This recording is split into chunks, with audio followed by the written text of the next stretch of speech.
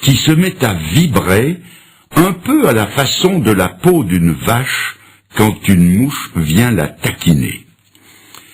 Mais ce qui nous intéresse, c'est de connaître les causes des secousses telluriques. Et en voici deux. Premièrement, une cause naturelle et physique. Comme la peau d'une vache tremble sous l'effet d'une irritation, de même la croûte terrestre vibre sous l'effet de certaines irritations. Au temps où la science faisait ses premiers pas dans ce domaine, on croyait qu'il se produisait des crevasses dans le fond des océans et que de grandes quantités d'eau entraient en conflit avec les masses incandescentes au centre de la Terre, produisant de gigantesques déflagrations dont nous ressentions les effets en surface. Cette théorie dite du catastrophisme a été abandonnée et remplacée par celle des plaques tectoniques et de la dérive des continents. Pour plus de renseignements, prière de s'adresser aux travaux de l'éminent volcanologue que fut le regretté Harun Taziev. Voici un court extrait de ce qu'il écrivait dans un journal de la presse helvétique. Je lis. 100 000, 500 000, 1 million de morts en l'espace de quelques minutes. Imaginez-vous que cela puisse arriver autrement que par le déclenchement de quelque absurde guerre nucléaire? Non, sans doute. Et vous avez tort. Vous avez tort car l'évidence géologique a fini par me convaincre que jusqu'ici l'humanité a eu une chance prodigieuse et que les catastrophes de Pompéi et de Saint-Pierre de la Martinique ne sont rien à côté de ce qui l'attend. Il y a aussi une deuxième cause, d'ordre spirituel, et c'est celle qui va nous occuper à présent. Les tremblements de terre sont des phénomènes naturels, par lesquels notre attention devrait être attirée sur des faits d'une valeur spirituelle très importante. La Bible nous en parle à plusieurs reprises. Et je vous lis ces paroles que je trouve dans l'évangile de Matthieu au chapitre 27 et à partir du verset 50. Nous sommes dans la finale de la passion du Seigneur. Et je lis que Jésus, en croix donc, poussa un grand cri et rendit l'esprit. Et voici, la terre trembla. Les rochers se fondirent. Le voile du temple se déchira en deux depuis le haut jusqu'en bas. Le centenier et ceux qui étaient avec lui pour garder Jésus, ayant vu le tremblement de terre, et ceux qui venaient d'arriver furent saisis d'une grande frayeur et ils dirent, assurément, cet homme était le Fils de Dieu. L'événement que je viens de lire est le centre de l'éternité et d'une portée universelle au sens le plus large du terme. De quoi s'agit-il? De la mise à mort de 3 condamnés. Et le fait eût été sans importance et ne serait jamais parvenu jusqu'à nous si l'un des 3 n'avait été le Fils de Dieu. Toutes les puissances du ciel et de l'enfer étaient dépêchées en observation autour de la croix. Jésus-Christ livrait au prince des ténèbres la bataille décisive qui allait lui ravir la suprématie sur l'enfer et sur la mort. Le salut de centaines de millions d'âmes était en jeu, le salut de mon âme et de la vôtre.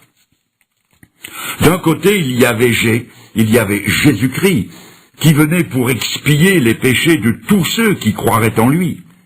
De l'autre côté, il y avait Satan et ses émissaires qui, sachant que leur défaite s'approchait à mesure que s'approchait la mort du Seigneur, tentaient de le dissuader de poursuivre son œuvre en l'incitant à descendre de la croix par ce défi. Si tu es le Fils de Dieu, descends de la croix. Si par sa mort, Jésus allait, comme il est écrit, goûter la mort pour tous ceux qui désormais mettraient leur confiance en lui allaient échapper à la puissance du prince de la mort et lui glisser entre les doigts. et comme Satan est le plus implacable ennemi de la race humaine, tous ses efforts se sont concentrés sur le Fils de Dieu pour essayer de le détourner de son but. Au paroxysme de la souffrance, il s'est bien écrié « Mon Dieu, pourquoi m'as-tu abandonné ?» Mais il a tenu jusqu'au bout, jusqu'au moment où le cœur a cédé et où, ayant poussé un grand cri, il rendit l'esprit.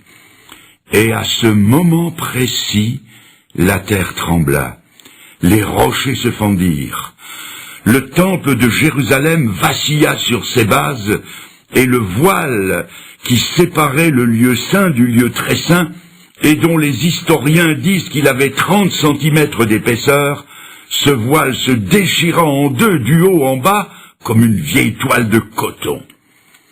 Croyez-vous que ce soit par hasard que la terre ait tremblé à ce moment précis? Permettez-moi de vous poser une question. Votre cœur a-t-il jamais tremblé au récit de la mort de Jésus pour vous? Votre cœur serait-il plus dur que la rocaille qui, elle, s'est fendue? Votre cœur serait-il plus dur que celui de ce rude centenier romain qui a vibré et qui n'a pas pu retenir ce cri?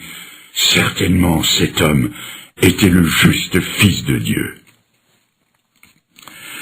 Je vous lis à présent, et je tourne la page de la Bible du chapitre 27, je passe au chapitre 28 de l'évangile de Matthieu, je lis « Après le sabbat, à l'aube du premier jour de la semaine, Marie de Magdala et l'autre Marie allèrent voir le sépulcre.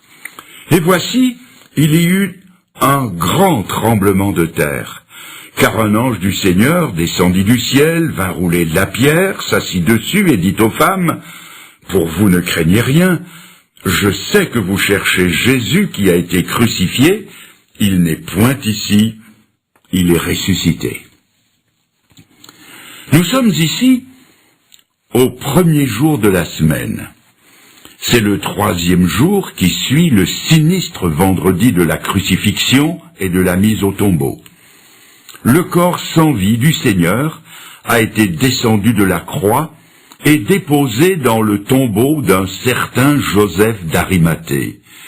Une garde a été postée pour s'assurer que le corps resterait bien dans le sépulcre. Dès avant l'aube, 2 femmes se rendent au tombeau. Leur âme est comme l'ombre qui les entoure. Leur maître bien-aimé en qui elles avaient espéré était mort. Elles distinguent les gardes qui sont de faction autour d'un tombeau dont l'ouverture est scellée d'une lourde pierre. Elles apportent des aromates pour embaumer son corps, mais comment vont-elles faire? Savent-elles au juste ce qu'elles sont venues y faire?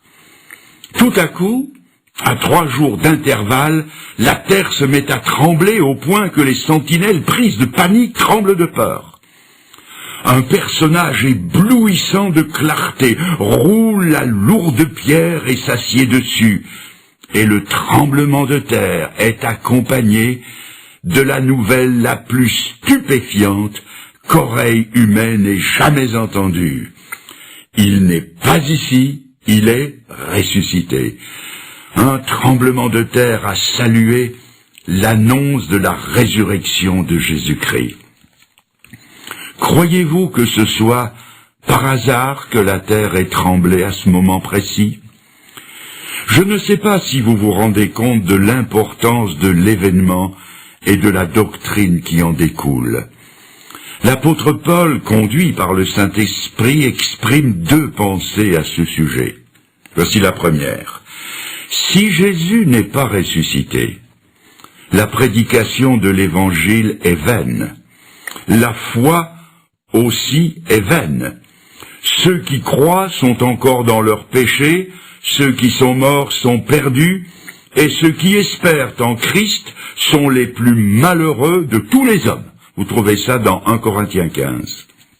Et la deuxième pensée, ayant dit cela, Paul, preuve à l'appui, affirme avec force, Mais maintenant, Christ est ressuscité. Et parce qu'il est ressuscité, nous aussi nous ressusciterons. Nous serons tous changés en un instant, en un clin d'œil, à la dernière trompette. La trompette sonnera et les morts ressusciteront incorruptibles. Le développé de tout ceci est à lire tout entier dans 1 Corinthiens 15. La preuve que Jésus n'est pas mort comme les autres hommes, c'est que, comme les autres hommes, il n'est pas resté dans la mort. La résurrection de Jésus est la preuve que nous avons une espérance aussi vivante que lui est vivant.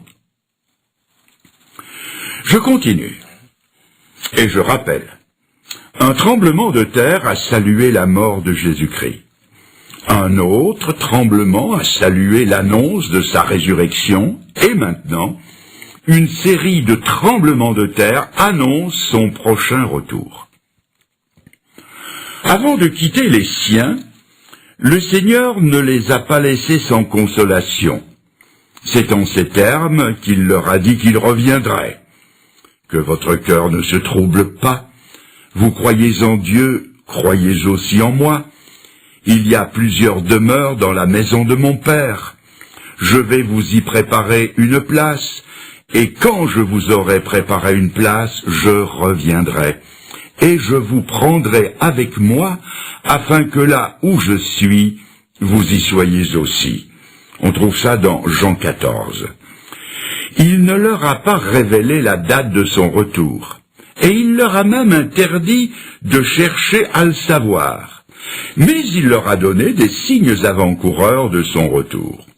Parmi ces signes, nous relèverons, sans nous y arrêter, la rentrée du peuple juif dans son pays d'origine, la Palestine, sujet que j'ai traité en détail dans une autre occasion. Il y aura aussi l'apparition de phénomènes inexplicables comme des signes dans le ciel, dirons-nous des ovnis, objets volants non identifiés. Il y aura une déferlante de gourous, de violence, de corruption, de belligérance à l'échelle mondiale et une multiplication des tremblements de terre prophétisés par le Seigneur lui-même en ces termes. Jésus se mit à leur dire: « Prenez garde que personne ne vous séduise, car plusieurs viendront sous mon nom en disant « c'est moi », c'est-à-dire les gourous, et ils séduiront beaucoup de gens.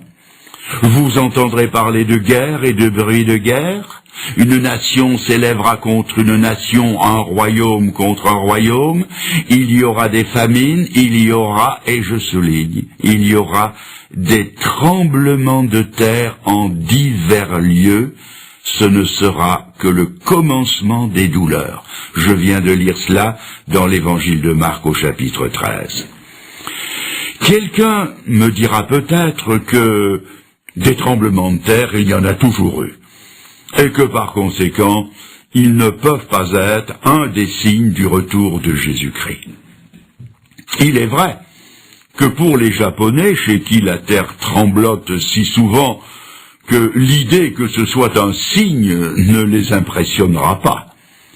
Mais il y a une précision donnée par le Seigneur qui force notre attention.